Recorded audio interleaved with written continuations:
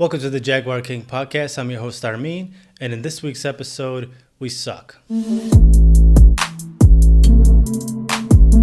don't even know where to start for this week. The Jacksonville Jaguars got mopped by the Cincinnati Bengals in Week 4 of the 2020 NFL season. For the first time this season, the Bengals allowed their fans to come in to the stadium to watch the game. That's how confident they were in beating the Jacksonville Jaguars. They're like, screw this pandemic. We don't care if people get sick, because if they do get sick, they won't mind. They just got to witness the Bengals kicking the shit out of the Jags. That's exactly what happened. So with that being said, let's get into the game and break down kind of what happened. So the Jaguars opted to receive the ball to get off to that fast start. This fast start is equivalent to me doing the 100-meter hurdles. Trust me, that's not that fast. Minshew throws a deflected pass off of Bates Motel, batted up in the air. Some guy comes down with it. I don't even know who comes down with it, but bad read by Minshew. Good read by the defensive back to jump on that because he knew Minshew had to get rid of it quick. Pops up in the air. Cincinnati's ball, but fortunately for Jacksonville, Cincinnati does not capitalize. They go 3-and-out. On the next drive, Jacksonville moves the ball, and they get into field goal range, and they face a 4th and 2. For some reason, Doug Marrone opts to kick a field goal here. You have a third-string kicker who just got signed off the practice squad to start this game, and you opt to take a 48-yard field goal when your offense is moving the ball and it's 4th and 2 against a bad running defense. I mean, the kicker was jacked out of his mind, probably beat the shit out of me, so maybe he threatened Doug Marrone to get out into the field. I don't know, but I thought that was a really dumb decision. Needless to say, he goes and misses the kick. So that fast start that we all wanted is not so fast. Bengals take over that drive down the field with ease, and kick a field goal. So they're up 3-0. Jaguars are behind again. Not that big of a deficit, but still they're playing from behind. And then on the next drive here for the Jaguars, the Bengals out-Jaguar the Jaguar. They commit 3 personal foul penalties. Jacksonville takes advantage of that, sets up a beautiful touchdown pass to DJ Chark in the corner of the end zone. But the amount of space between his foot in the out of bounds is how much hope I have for Jacksonville this year. On the next Bengals drive, they drive all the way down the field,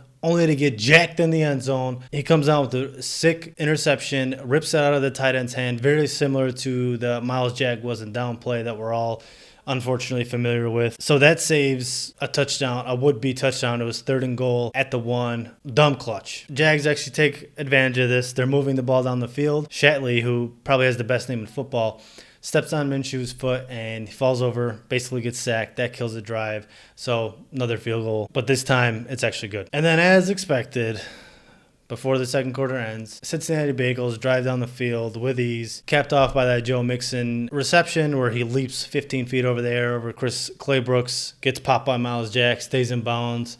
Touchdown, Cincinnati. And then with about a minute left, Minshew leads the team down within the 5. They take up way too much time, and they have to wind up settling for a field goal here. There's a chance that maybe Laviska Shenault got that first down, but when they spiked it, obviously that 3rd down turns to a 4th down. I don't mind this decision. I guess in the grand scheme of the way the game ended, maybe you go for it here.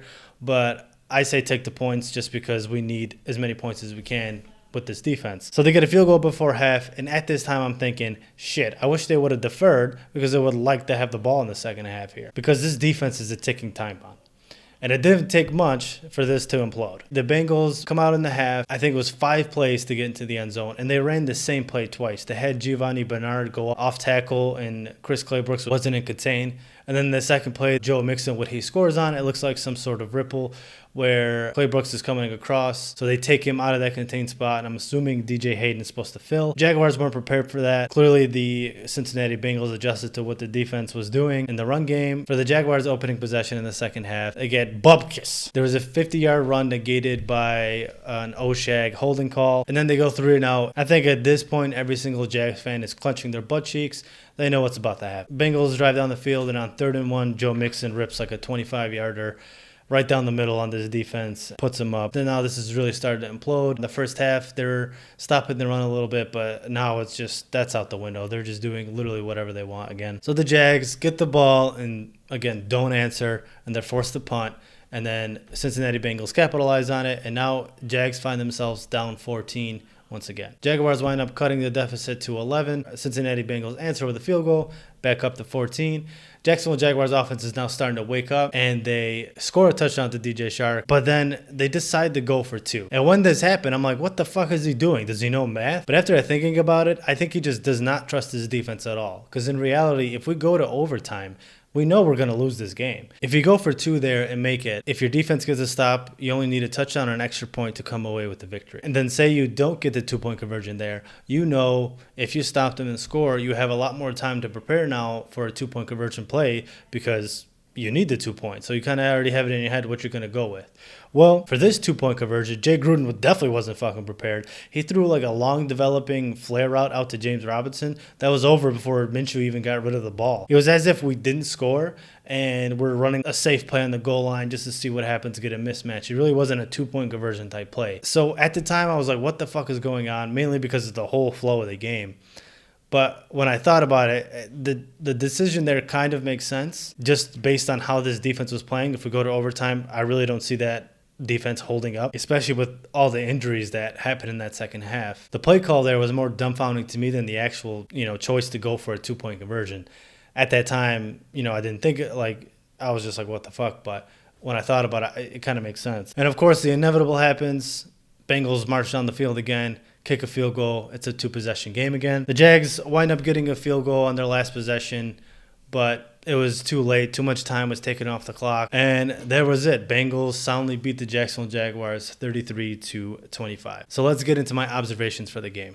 My first observation is this defense flat out sucks. The Bengals replaced their cardboard cutouts with actual fans, and that made a difference in the game day experience. If you replace cardboard cutouts with the Jacksonville Jaguars defense, that doesn't make a difference in the game day experience. They could not generate any sacks, barely any pressure on a team that gave up 14 sacks heading into the season and 53 pressures heading into that game. That's incredibly alarming. Joe Burrow can scramble. You have to stay in your gaps. You can't blitz too much because if you missed a tackle, then he gets free. But at the end of the day, we could not win our one-on-one matchups across the board, and this was supposed to be like one of the worst O-lines we played. Not all of it was bad. I think Myles Jack had an incredible game and then got injured. He saved it from it being worse than it was because that was almost a touchdown that he intercepted. I was holding out some hope that they would start to gel by this time because there's no preseason. A lot of defense is communication and trusting where your guys are going to be in their fits when they're supposed to be. But I just don't see that happening right now. If anything, they got worse over the course of 3 weeks. Unless there's a coaching change, a philosophy change, or some reinforcements come, which is highly unlikable, I think we're going to continue to see this type of defense. And what's frustrating, as I say it over and over again, it's just the same type of thing. Tight ends over the middle wide open, constant mismatches. It's just really frustrating to watch. It's not to me that the players are getting beat one-on-one or whatever it is. It's the fact that it's just the same thing over and over again. You could put on every single game from week 1 to week 4, and we got beat the same way. On to my second observation, and it's more of a question, I guess. Should the Jaguars be worried about Gardner Minshew? He put up good numbers on the stat sheet and kept them alive, but not alive enough. He's just not winning these games. And not all of it is his fault, but at the end of the day, it's always going to come down to the quarterback. Even he himself said last year when Kyler Murray won Rookie of the Year, he said, I had the most wins. That's what a quarterback's supposed to do. And it's just not happening this year for him. He seems to be playing with a lot less confidence. He's not trusting his offensive line. He's staring down his wide receivers. He's escaping the pocket before it actually collapses. He'll be missing the check down, holding onto the ball for too long, trying to make something happen when it's not there. It looks like sometimes he's predetermining where he wants to throw. At one point, he had 2 slant routes on the outside. It looked like he predetermined throwing that ball to the outside receiver when he had Colin Johnson kind of leaking wide open in the middle. If he would have just saw that, that's probably a for sure touchdown. I'm not ready to write him off because this is only, I think, his 16th game as a starting quarterback. He basically only has 1 full season under him. He's not really given the best situation because he has to play absolutely lights out for us to win these games because of the way the defense plays. You want your quarterback to overcome that. That's hard for a second-year player, let alone a veteran who's been in the league forever. There's still a lot of football left to evaluate if Minshew can be the guy. It's just really hard to evaluate him because it looks like he's always playing under this constant pressure.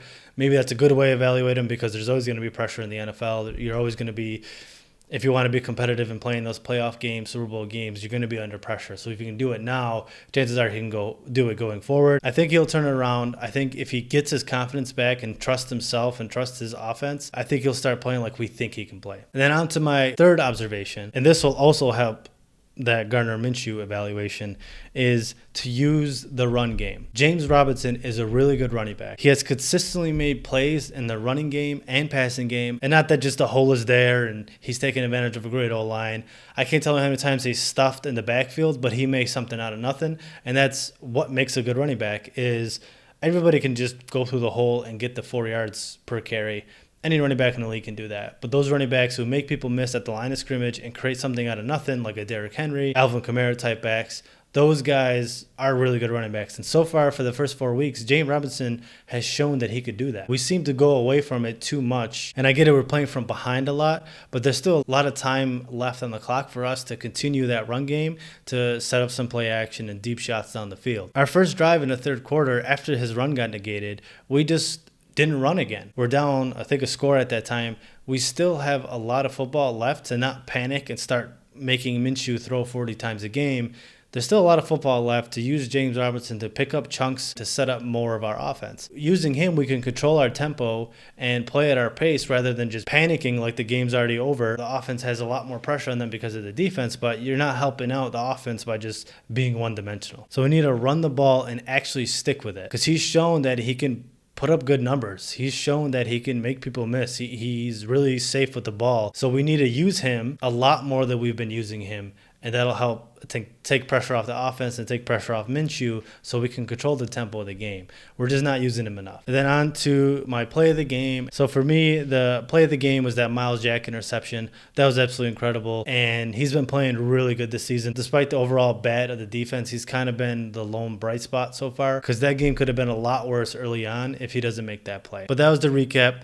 Thank you all for watching. Thank you all who have subscribed to this channel. I talk everything Jaguars, usually in tiers. So if you love anything Jaguar related, please hit the subscribe button. Please hit the like button. Comment down below what you thought of the game. Is there any hope that you guys have that you could possibly throw some positivity down in the comment section, just because it's looking incredibly bleak right now? But thank you all for watching, and then I'll see you guys to preview the Texans.